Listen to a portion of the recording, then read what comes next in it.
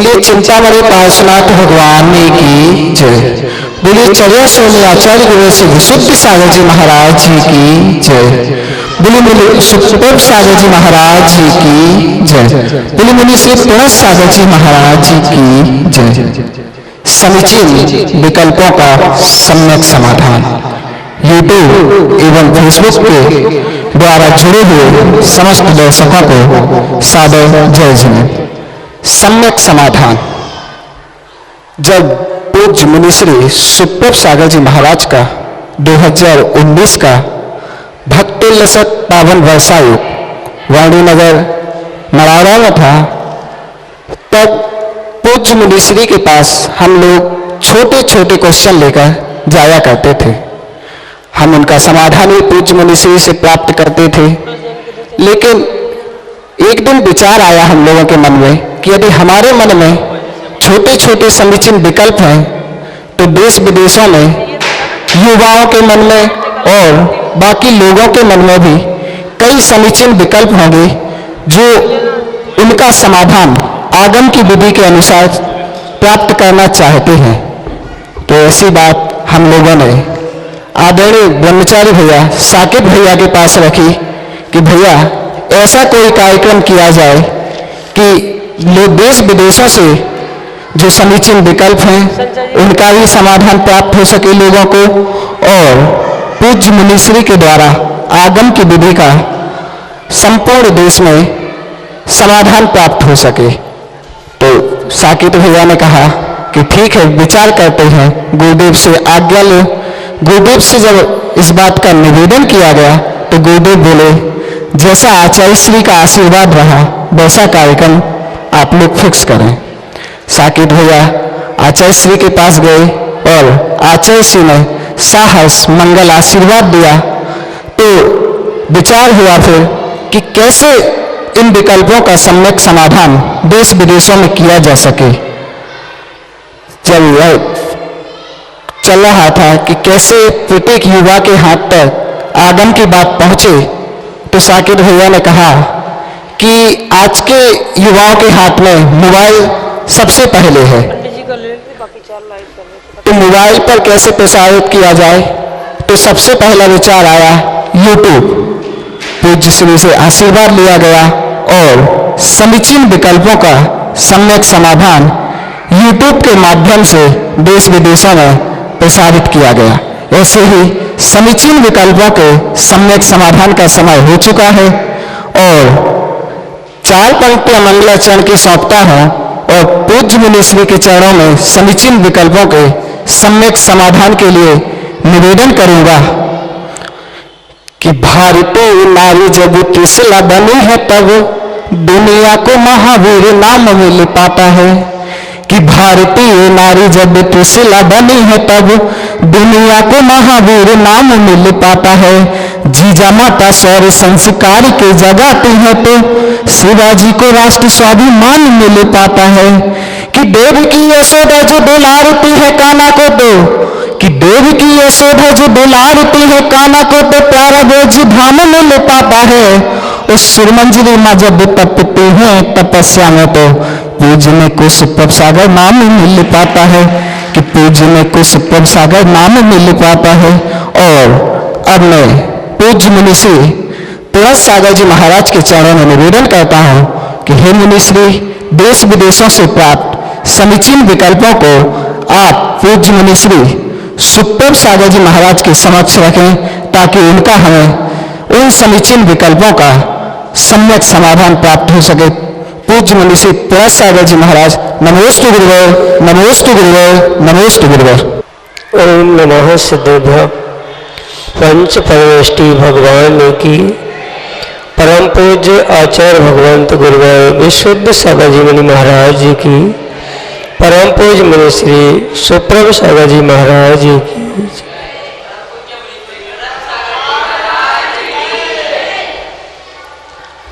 समीचीन विकल्पों का सम्यक समाधान। सम्यक ज्ञान की एक ऐसी अनूठी विधा जिसे परम पूज्य मुनिश्री सुप्रभ सागर जी महाराज ने सम्यक समाधान नाम दिया। हम हमारे मन में उठते प्रतिपल अनेकानेक समीचीन प्रश्न, समीचीन विकल्प और उनका समाधान यदि कहीं संभव है तो वह एक निर्ग्रंथ गुरु के माध्यम से ही संभव है। और परम पूज्य आचार्य भगवंत गुरुवर विशुद्ध सागर जी महाराज के महती अनुकंपा एवं उनके मंगल सुभाषिष से हम सभी अपने समीचीन विकल्पों का सम्यक समाधान प्रतिदिन प्राप्त कर रहे हैं। परम पूज्य मुनि श्री सुप्रभ सागर जी महाराज के मुखारविंद से देश के विभिन्न अंचलों से अनेकानेक समीचीन प्रश्न हमें यहाँ प्रतिदिन प्राप्त हो रहे हैं और परम पूज्य मुनि श्री उनका आगमोक्त विधि से हम सभी को सम्यक समाधान प्रदान कर रहे हैं। प्रारंभ करते हैं आज का सम्यक समाधान और आज का पहला विकल्प सरस्वती पुत्र डॉक्टर सुनील जी संचय, ललितपुर, उत्तर प्रदेश से परम पूज्य मुनि श्री के चरणों में बारंबार नमोस्तु निवेदित करते हुए अपना समीचीन विकल्प रख रहे हैं कि महाराज जी, हम सभी जानते हैं कि कोरोना वायरस चीन से आया है और मांसाहार का यह परिणाम है, लेकिन सजा उसे ही मिलना चाहिए जो अपराधी है। जो अपराध करे उसी को सजा मिलना चाहिए। लेकिन देखने में आ रहा है कि इस कोरोना महामारी का शुद्ध और सात्विक जीवन जीने वाले जैन समाज के अनेक विशिष्ट लोगों को इसका शिकार होना पड़ा है। जैन समाज की अनेक विभूति कोरोना के कारण मृत्यु को प्राप्त हो गई। ऐसा क्यों? हमारे समीचीन विकल्प का सम्यक समाधान करने की अनुकंपा करें। नमोस्तु महाराज जी, नमोस्तु। ओम नमः सिद्धम। परम पूज्य आचार्य भगवत गुरुवर विशुद्ध सागर जी महाराज की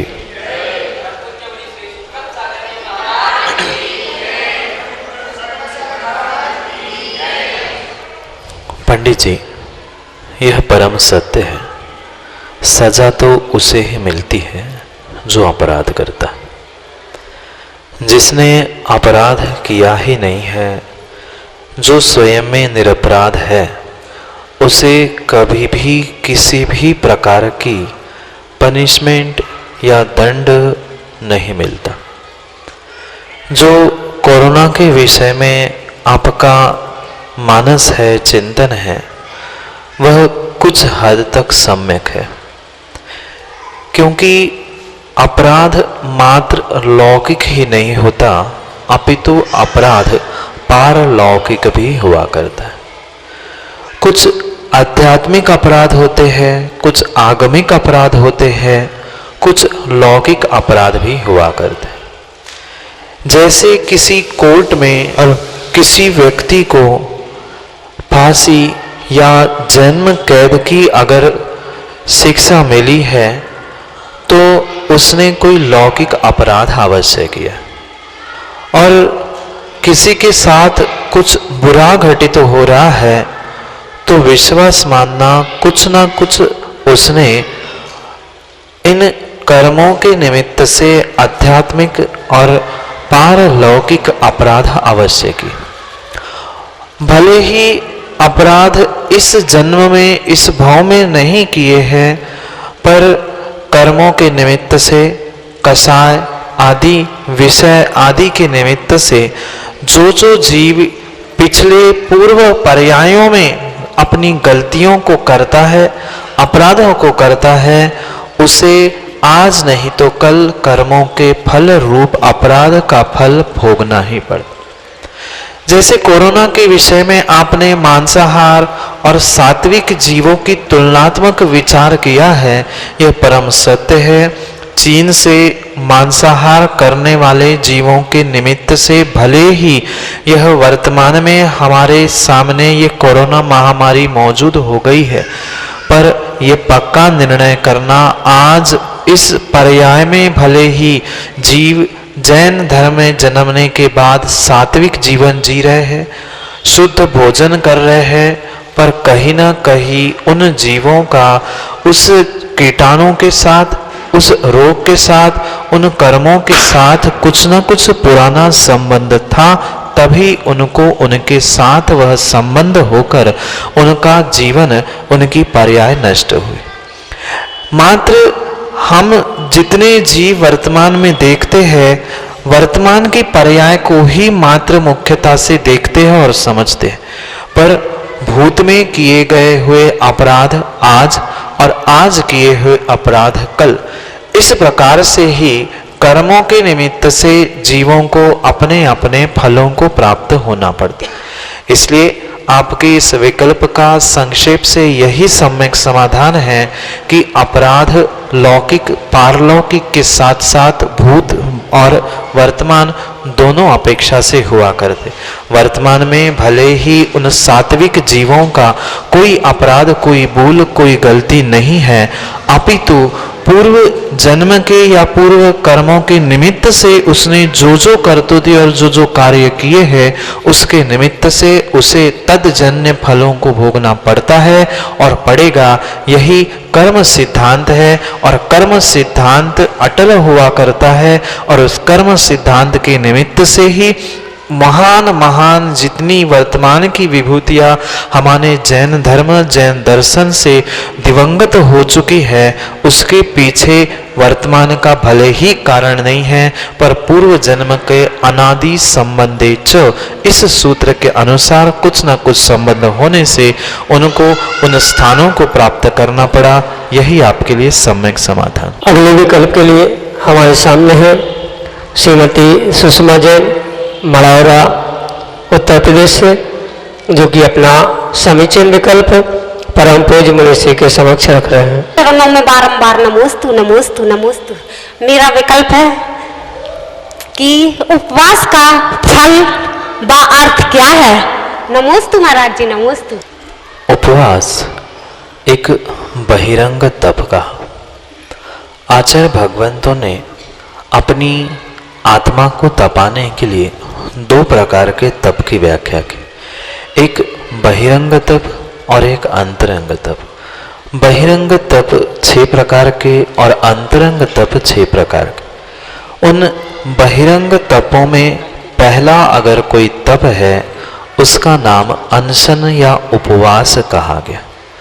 उपवास यानी चतुर्विध आहार का, भोजन का त्याग करके, उप यानी समीप, वास अपने आत्मा के, परमात्मा के समीप जो निवास करना है, उसको ही आगम के परिप्रेक्ष्य में उपवास या अनशन तप का। मात्र 4 प्रकार के भोजन को छोड़कर घर गृहस्थी, व्यापार आदि के निमित्त से पाप का अर्जन करना, ये किंचित भी उपवास या अनशन तप नहीं कहा गया। चारों प्रकार के भोजन आहार के साथ साथ विषय कषायों का भी त्याग करके घर गृहस्थी के पाप सावध्य कार्यों से विरक्ति लेकर जो जीव के परिणाम और परमात्मा की भक्ति, आत्मा का ध्यान, चिंतन आदि कार्य है, उसको ही पहला बहिरंग तप का। और तप का उद्देश्य, तप का फल बताते हुए आचार्य भगवंत लिखते हैं तपसा निर्जराच। जो ये 12 प्रकार के अंतरंग बहिरंग तप कहे हैं, उसे जीव अगर सम्यक प्रकार से तप रहा है तो नियम से उसके असंख्यात गुण श्रेणी कर्मों की निर्जरा उसके साथ साथ हो सके, पर आवश्यकता तप के साथ सम्यक शब्द होना आवश्यक, क्योंकि बहुत सारे वर्तमान में ऐसे भी जीव हैं जो महीनों महीनों तक भोजन नहीं करते, मात्र राख पानी में घोलकर पीते हैं, कुछ बिना पानी के भी रहते हैं, तो वह किंचित भी उनके लिए कर्मों की निर्जरा करने के लिए कारणभूत नहीं। जैसे मेरी मांगे पूरी करो नहीं तो मैं भोजन नहीं करूंगा आदि भूख हड़ताल पर भी बैठने वाले जीव उपवास को मानते हैं, पर वह उनके लिए कर्मों की निर्जरा देने के लिए वह साधन। इसलिए चौथी आराधना रूप जो सम्यक तप को ग्रहण किया गया है, उस सम्यक तप में जो पहला ये अनशन उपवास तप है, उससे कर्मों की निर्जरा होती है। जो पुराने कर्म एक देश खिरते हैं उसे निर्जरा कहा, और यही सबसे बड़ा फल उस उपवास का है।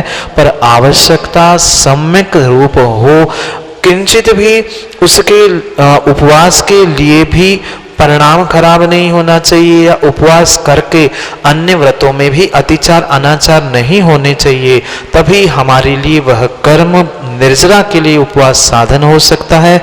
अन्यथा वही हमारे लिए कर्म बंध का साधन भी हो सकता है। अगर उपवास के निमित्त से आकुलता हो रही है, अन्य कोई कष्ट उत्पन्न हो रहा है, तो नियम से कर्म बंध का फल मिलेगा, और निराकुल होकर सम्यक प्रकार से किया गया वह बहिरंग तप अंतरंग तप की विशुद्धि के लिए और कर्मों के निर्जरा के लिए फलीभूत हो सकता है।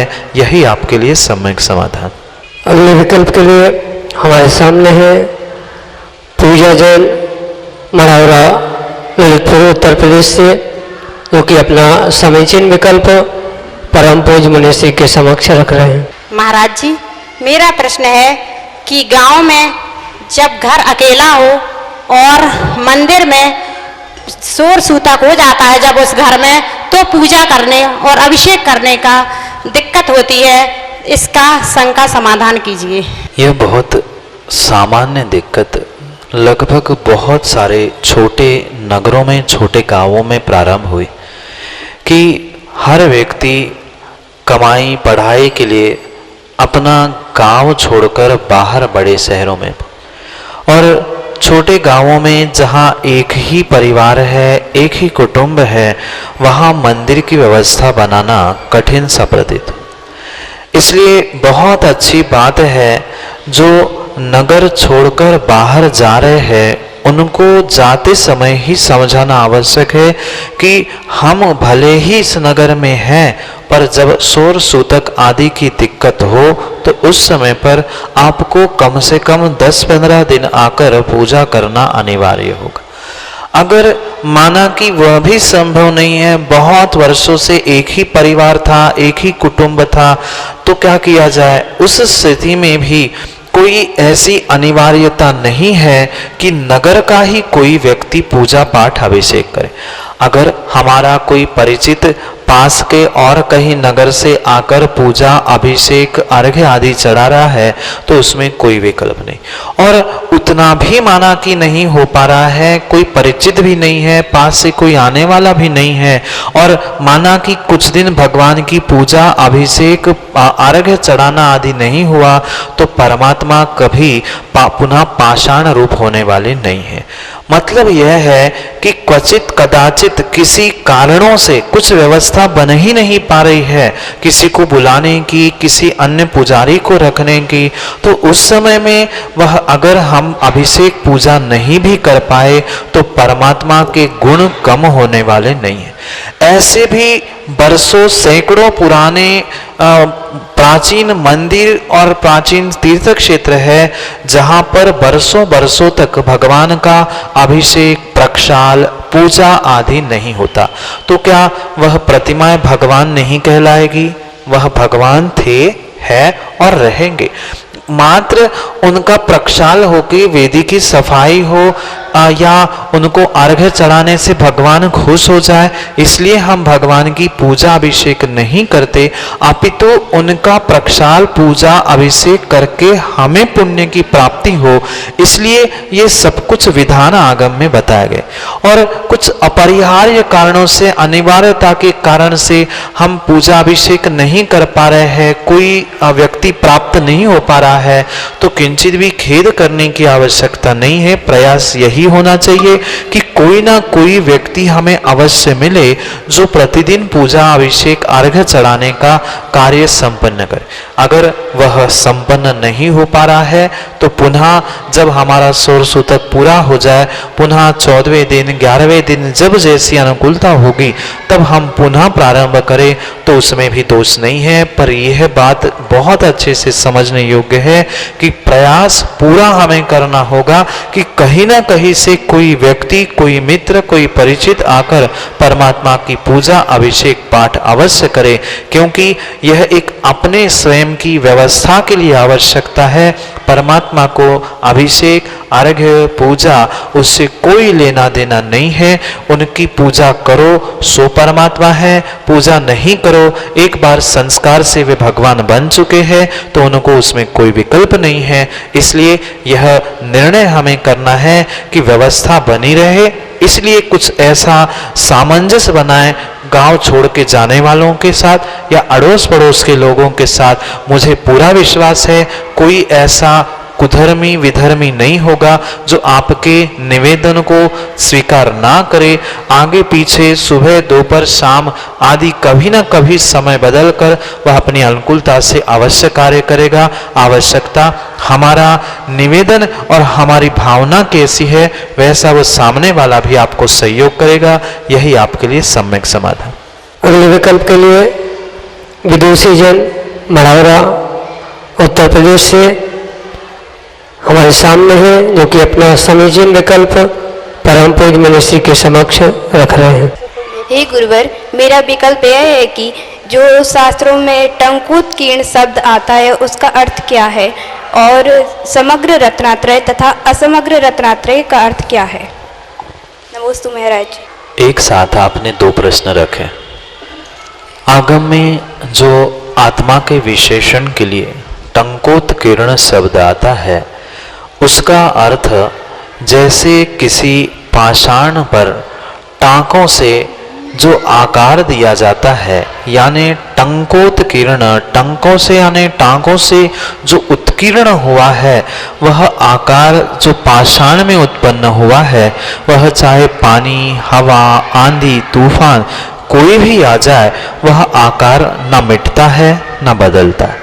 ऐसे ही हमारे आत्मा का स्वभाव है, चाहे तूफान, आंधी आदि कोई भी कुछ भी विषमताएं आ जाए, पर आत्मा का जो ज्ञान दर्शन रूप स्वभाव है, स्वरूप है, आकार है, वह कभी भी नहीं बदलता। टंकों से यानी छेनी हथौड़ा से जो उत्कीर्ण आकार पाषाण का बनता है, जैसी प्रतिमा बन चुकी है, उसे सहसा कोई मिटा नहीं सकता। ऐसे ही उस उपलक्षण को, विशेषण को ग्रहण करते हुए आत्मा का ज्ञान दर्शन स्वभाव कभी भी नहीं बदलता। जो शाश्वत सुख स्वरूप आत्मा है उसको सहसा नहीं बदला जा सकता। इस अपेक्षा से आत्मा का निश्चय से विशेषण बताते हुए आगम में टंकोत्कीर्ण शब्द लिखा गया है। और जो दूसरा प्रश्न भी आपने साथ पूछा है, समग्र और असमग्र रत्नत्रय, सम्यक दर्शन, सम्यक ज्ञान और सम्यक चारित्र, इसे सामान्य रूप से हमने रत्नत्रय समझा। पर उस रत्नत्रय की जो पूर्णता चाहिए थी, यानी कोई भी कार्य होने के लिए उस कार्य के जो कारण है वह कारण 100% होना आवश्यक होते। अगर कुछ कार्य करते समय उस कारण की क्वालिटी अच्छी नहीं है, जैसे कोई एक माँ भोजन बनाते समय, रोटी बनाते समय गेहूं या गेहूं का आटा अच्छा नहीं है, रोटी तो बन जाएगी पर रोटी अच्छी नहीं बन पाएगी। ऐसे ही जिसके पास सामान्य रूप से सम्यक दर्शन, सम्यक ज्ञान, सम्यक चारित्र है, पर उसकी 100% 100% अगर उसकी पूर्णता नहीं है, पूर्ण जिस क्वालिटी का सम्यक दर्शन, सम्यक ज्ञान और सम्यक चारित्र चाहिए उस क्वालिटी का अगर नहीं है तो उसे असमग्र रत्नत्रय कहते हैं। और 100% जिस क्वालिटी का वहां पर रत्नत्रय की आवश्यकता है उसे समग्र यानी एक साथ पूरी क्वालिटी का वह समग्र रत्नत्रय या समग्र चारित्र कहा जाता है। समग्र रत्नत्रय समग्र चारित्र जिसे प्राप्त होता है नियम से वह निर्वाण को प्राप्त होता है। या ऐसा कह दे 13वें 14वें गुण स्थान में जब उस समग्र रत्नत्रय समग्र चारित्र की पूर्णता होती है, अल्प ही समय में उस जीव का परमात्मा बनना नियत हो जाता। पर वहां तक पहुंचने के लिए 6वें 7वें गुण स्थान से जो कुछ कुछ अंशों में ये किंचित भी मत समझना कि रत्नत्रय कम है ज्यादा है। जैसे सोने की अंगूठी और सोने का बिस्किट दोनों ही सोने के हैं, पर सोने का बिस्किट बिल्कुल 24 कैरेट का शुद्ध सोना है और अंगूठी हार आदि जो कुछ भी बनाया जाएगा उसमें कुछ ना कुछ मिलावट अवश्य, पर फिर भी हार अंगूठी सोने की ही कहलाएगी, पीतल या अन्य सामग्री की नहीं। ऐसे ही जो असमग्र रत्नत्रय है वह थोड़ी सी मिलावट क्षोभक्षमिक भावों के निमित्त से हो सकता है, पर जहां क्षायिक भावों के निमित्त से परिपूर्ण रूप से सम्यक दर्शन सम्यक ज्ञान और सम्यक चारित्र होता है, जिसका साक्षात फल मोक्ष ही हुआ करता है, उसे समग्र चारित्र या समग्र रत्नत्रय कहते हैं।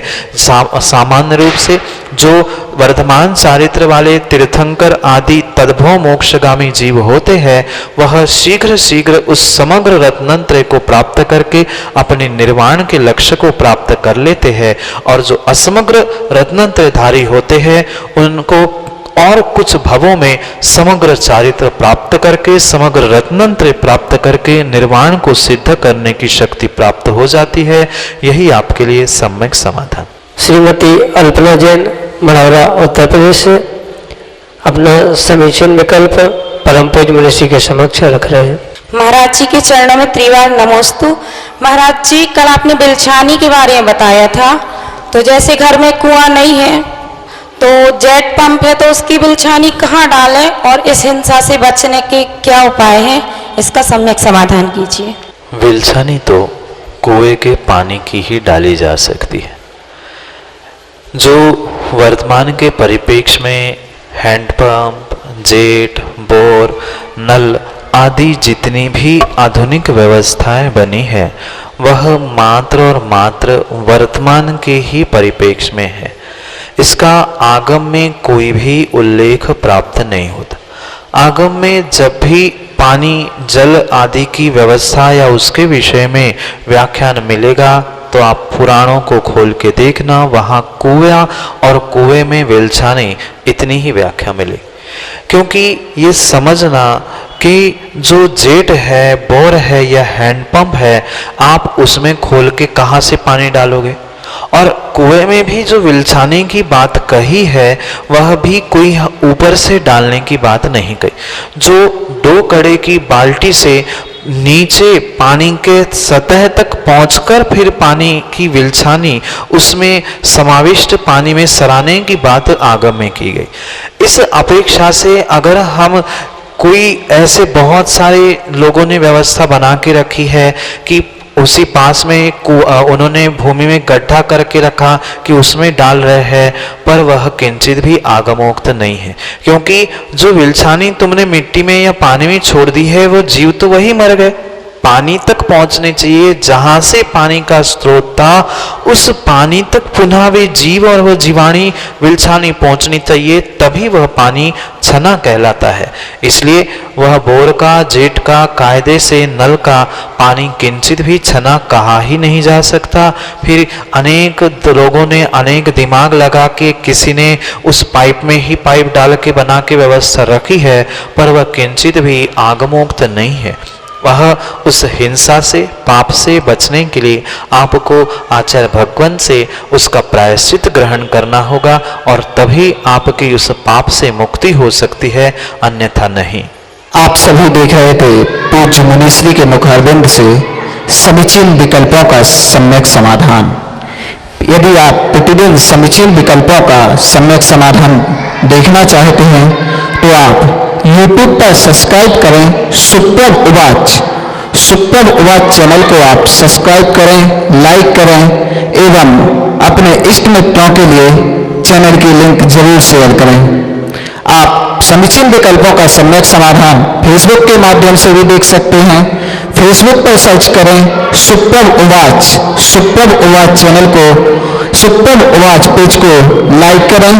यदि आपके मन में भी किसी प्रकार का कोई समीचीन विकल्प है और आप चाहते हैं कि आपके समीचीन विकल्प का सम्यक समाधान पूज्य मुनि श्री के मुखारबिंद से हो, तो आप हमें अपना समीचीन विकल्प निम्नलिखित नंबर पर भेज सकते हैं। हमारे नंबर हैं 8707548811। हमारा दूसरा नंबर है 7415306441। आप अपना समीचीन विकल्प हमें ईमेल के माध्यम से भी भेज सकते हैं। हमारी ईमेल आईडी है samyak.samadhan@gmail.com। द्वारा नोट कीजिए samyak.samadhan@gmail.com। जय जिनेंद्र।